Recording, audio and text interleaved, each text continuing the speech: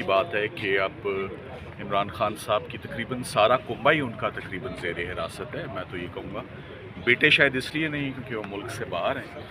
یہ تو 302 کے مقدموں میں ہوتا تھا کہ کافی وائڈر نیٹ پھینکے جاتے تھے, پوری فیملیز کو امپلیکیٹ کر دیا جاتا تھا.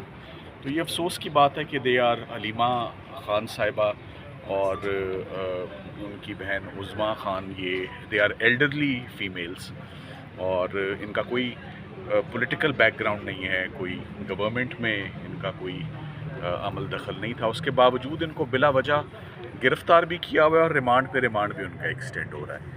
سو آج ہم امید کرتے ہیں کہ ان کو ایٹ لیسٹ ڈسچارج کیا جائے ان کو, اور ان کو اس مقدمے سے بری ذمہ کیا جائے. اس میں کوئی ایسا سچ کوئی بات نہیں ہوئی. سر نعیم حیدر نعیم پنجوتا صاحب, انتظار پنجوتا صاحب جو ان کو اٹھایا گیا ہے سر, حالانکہ وہ لیگل ٹیم کے ہیڈ بھی ہیں. اس کے اوپر ایک پٹیشن آلریڈی